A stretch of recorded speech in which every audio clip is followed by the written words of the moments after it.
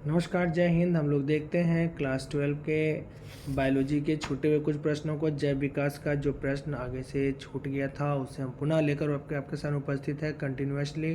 जैसे 25 नंबर प्रश्न था, डायनासोर किस दौरान उपस्थित थे। इसका हो गया 25 नंबर प्रश्न का कि डायनासोर किस दौरान उपस्थित थे। तो इसका राइट आंसर हो जाएगा डी, मेसोजोइक इरा में डायनासोर उपस्थित था। अगला प्रश्न की तरफ बढ़ते हैं। कार्बनिक जैविक विकास से पूर्व रासायनिक विकास हुआ था, इसकी अवधारणा किसके द्वारा की गई है। कार्बनिक जैविक विकास से पूर्व रासायनिक विकास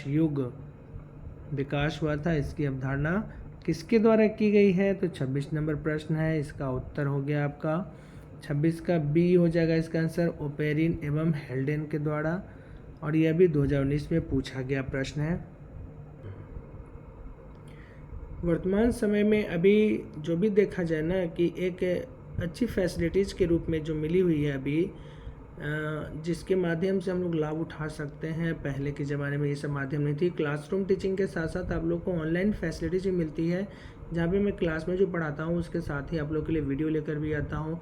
जो वीडियो आप कभी भी अपलोड करें और इसे देख करके आप आराम से नोट्स बना लें और आसानी से आपका एक अच्छा खासा पढ़ाई हो जाएगा। अभी के ज़माना में सभी के पास जो मोबाइल है उनका यूज हम अच्छे तरीक़े से करें ताकि हम अच्छा पढ़ पाएँ और अपने जीवन में सफलता प्राप्त करें।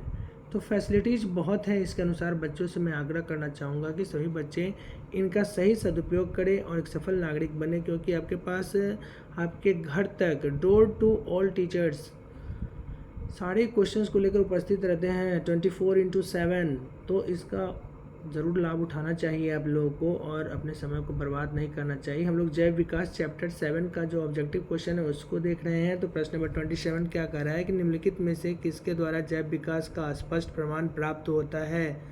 तो कौन सा है जिसके द्वारा स्पष्ट प्रमाण प्राप्त होगा जैव विकास का। तो इसका आंसर हो गया जीवाश्म, फोसाइल्स के द्वारा मिलते हैं। जो स्पष्ट प्रमाण इसका हमें देती है उन्हें फोसाइल्स कहते हैं। आते हैं क्वेश्चन नंबर 28 पर, निम्नलिखित में से किस प्रयोग के द्वारा यह सिद्ध हुआ कि सरलतम जीवों की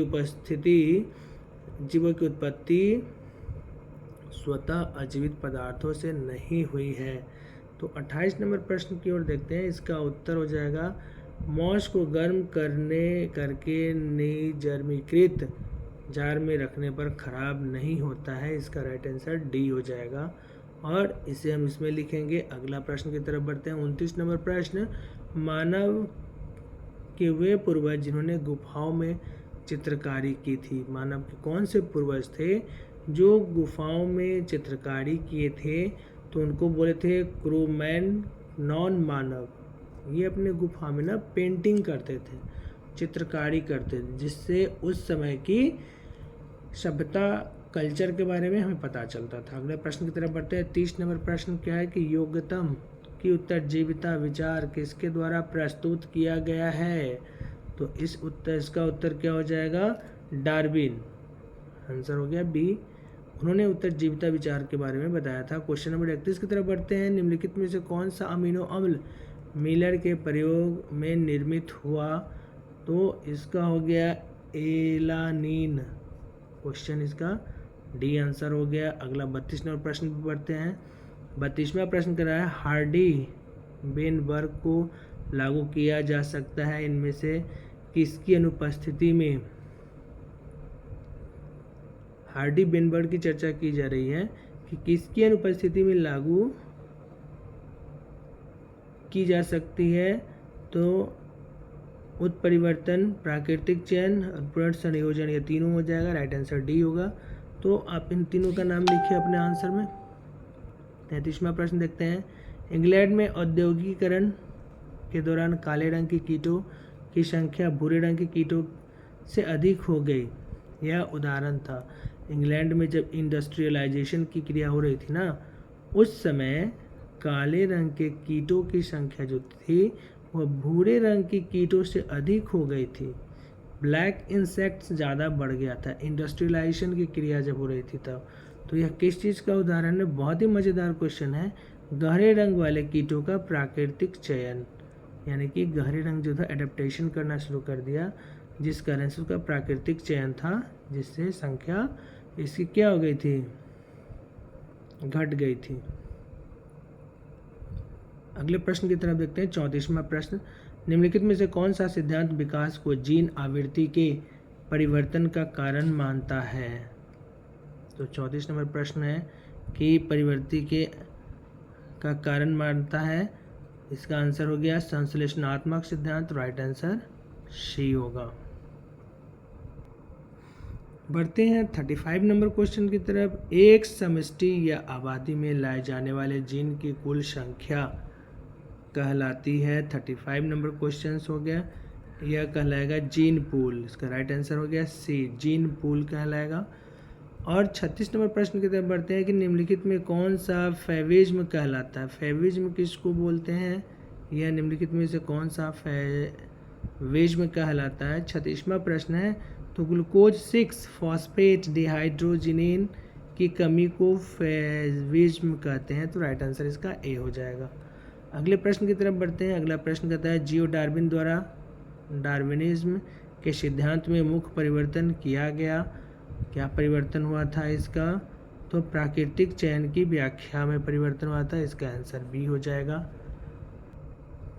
38 नंबर प्रश्न की तरफ बढ़ते हैं। 38 प्रश्न कर रहा है, प्राकृतिक चयन द्वारा जाति की उत्पत्ति पुस्तक किसके द्वारा लिखी गई थी। प्राकृतिक चयन द्वारा जाति की उत्पत्ति नामक पुस्तक जो लिखे थे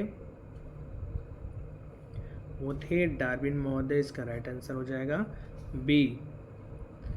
आर्कियोपटेरिक्स संयोजक कड़ी है। आर्कियोपटेरिक्स संयोजन कड़ी है। 39वां प्रश्न है, यह है सरीसृप एवं पक्षी के बीच की कड़ी को बोलते हैं आर्कियोपटेरिक्स। और 40वां प्रश्न है, ड्रायोपिथिक्स इनमें किससे अधिक समान है। ड्रायोपिथिक्स इनमें किसके अधिक समान है, 40 नंबर प्रश्न है। तो इसका उत्तर आपका हो गया एप के। एप जो होता है ना लंगूर, उसके हो गए ड्रायोपिथिक्स। ये भी आपको BSc 2019 से पूछा गया। इस तरह से हम लोगों ने चैप्टर 7 जैव विकास के वस्तुनिष्ठ प्रश्नों के 40 प्रश्नों को देखा, जिन्हें आप राइट डाउन करें बिंदुवार अपने नोट्स बुक में और एक अच्छा खासा नोट्स बनाएं। इसके बाद हम लोग फिल इन द ब्लैंक्स भी देखेंगे और इसके बाद अगला डिस्क्रिप्शन वाला भी देखेंगे। मन लगा कर पढ़े और इन्हीं शुभकामनाओं के साथ हमें दीजिए इजाज़त। जय हिंद, जय भारत। जय भारत के बच्चे, आप लोग मन लगा कर पढ़िए और अच्छा करिए, नाम रोशन करिए अपने माता पिता साथ में गुरुजनों का भी, जिससे कि आप पर फ़क्र हो, नाज हो और एक अच्छा नागरिक बनकर देश के काम आए। इन्हीं शुभकामनाओं के साथ हमें इजाज़त दीजिए। वीडियो कैसा लगा, वीडियो को लाइक, सब्सक्राइब और शेयर करना ना भूलें, ताकि मेरा भी हौसला जो है बढ़ता रहे और मैं भी नया वीडियो लेकर आपके सामने उपस्थित रहूं और गागर में सागर भरने जैसा कार्य धीरे धीरे करते हुए आपके बीच सभी प्रश्नों को लेकर उपस्थित रहूं। जय हिंद, जय भारत, जय भारतवासी। Thank you.